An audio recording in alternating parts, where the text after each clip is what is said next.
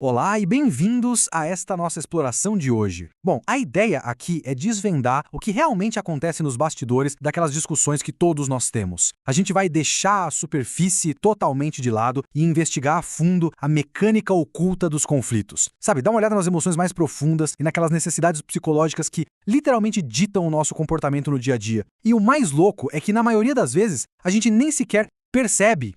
Certo, então vamos mergulhar direto no assunto. A grande questão inicial aqui é: por que os conflitos parecem simplesmente impossíveis de resolver? É muito comum, né? No calor do momento, um desentendimento parece um beco sem saída absoluto. Dá a impressão de que a outra pessoa simplesmente se recusa a entender a lógica mais básica do mundo. Mas a verdade é que o que a gente vê ali na superfície de qualquer briga é meio que uma ilusão. O conflito real, a verdadeira raiz do problema, quase nunca, mas quase nunca mesmo, é sobre o que as pessoas estão de fato discutindo em voz alta.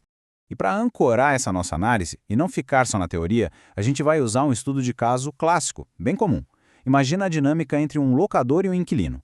De um lado tem o inquilino reclamando que o aluguel está alto demais, que o apartamento está precisando urgente de uma pintura nova. Do outro lado, o proprietário bate o pé argumentando que os custos de vida subiram, que ele precisa de mais renda e que nosso inquilino causou um desgaste terrível no imóvel.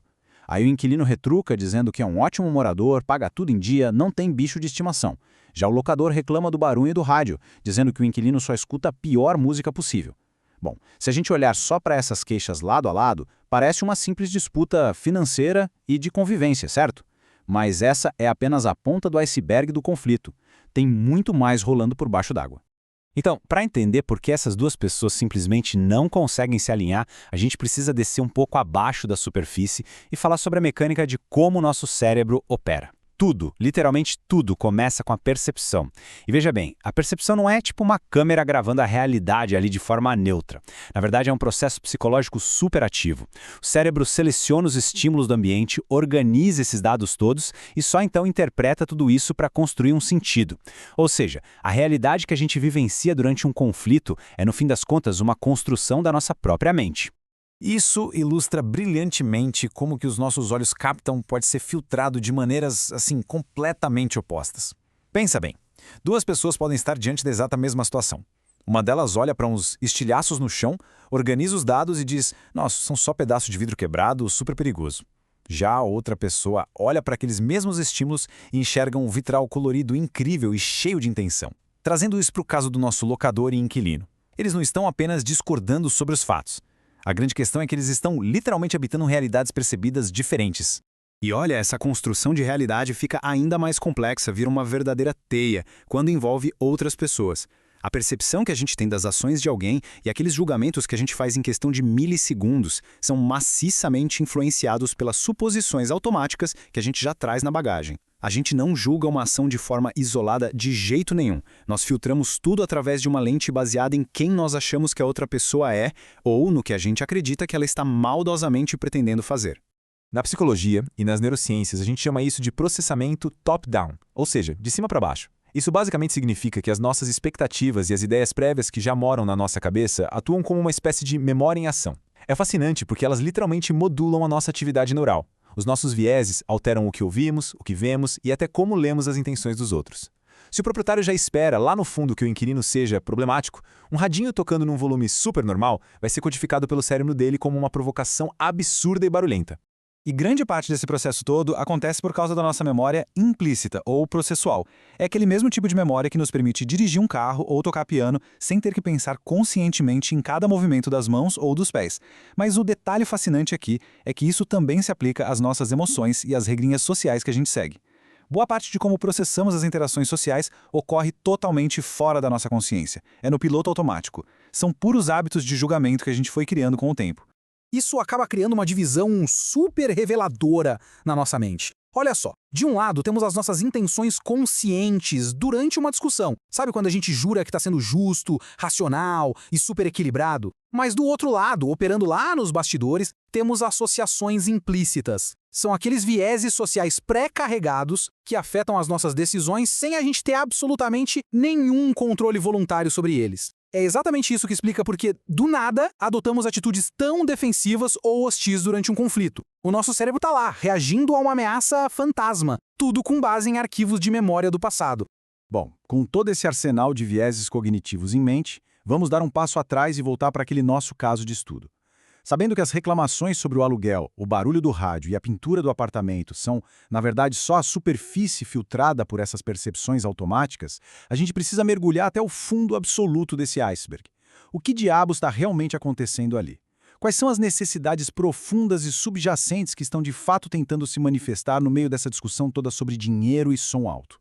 Para ajudar a responder isso, os pesquisadores Bush e Folger, que são os grandes pioneiros na chamada mediação transformativa, nos dão uma bússola excelente. Eles afirmam o seguinte: o conflito é sempre percebido pelas partes envolvidas como um baita obstáculo à satisfação de necessidades humanas fundamentais. Ou seja, onde tem conflito tem de forma inevitável uma necessidade humana que não está sendo atendida. Essa perspectiva é incrível, porque muda o jogo todo. Ela tira a gente daquele território de apontar dedos e achar culpados e nos coloca firmemente no território da empatia. A terapia do esquema mapeia isso de um jeito muito didático, dividindo essas necessidades em 5 grandes áreas. Pensa assim: primeiro, a necessidade de segurança e de ter vínculos estáveis. Depois, a autonomia, que é aquele senso de ter uma identidade própria e ser capaz de agir no mundo. Aí temos a necessidade de limites realistas e autocontrole, assim como a liberdade de poder expressar o que a gente sente e precisa. E por último, a espontaneidade e o lazer. A verdade é que todos nós, não importa a idade ou a cultura, precisamos que essas 5 áreas sejam bem nutridas, porque quando elas são constantemente frustradas, a gente acaba desenvolvendo esquemas bem negativos, como aquele medo terrível de abandono, uma sensação crônica de fracasso ou uma desconfiança de tudo e de todos. Agora, o que é realmente fascinante sobre tudo isso é a conexão super direta que isso tem com o comportamento agressivo. Quando essas necessidades psicológicas profundas são frustradas, acontece um aumento drástico nas nossas respostas defensivas e hostis. Pensa bem, aquela pessoa que dá um soco no computador ou que grita no meio de uma reunião do trabalho não é só alguém com um gênio ruim. Na verdade, é um sistema psicológico inteiro disparando um alarme gigantesco de que uma necessidade essencial, seja ela de respeito, segurança ou autonomia, está sob grave ameaça. Reconhecer isso é uma virada de chave, porque nos ajuda a decifrar o que realmente está por trás dessas atitudes que muitas vezes são tão dolorosas. E olha, talvez ninguém tenha capturado essa essência de um jeito tão certeiro quanto Marshall Rosenberg, que é o criador da famosa comunicação não violenta.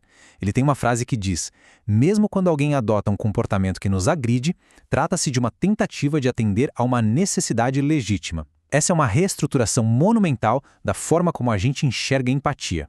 O ataque verbal do locador reclamando do barulho, ou a queixa estressada do inquilino sobre o dinheiro, são só expressões meio trágicas de necessidades universais que não estão sendo atendidas, e eles usam estratégias que ironicamente acabam erguendo muros enormes entre eles, em vez de construir pontes.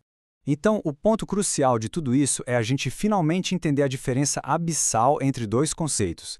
De um lado da balança, a gente tem as necessidades: segurança, pertencimento, respeito. E o detalhe é que elas são universais e, mais importante ainda, elas nunca, jamais entram em conflito entre si. Todo mundo precisa de respeito, ponto. Mas do outro lado, o que entra em conflito são as estratégias. As estratégias são os caminhos, os meios que a gente escolhe para tentar satisfazer essas necessidades.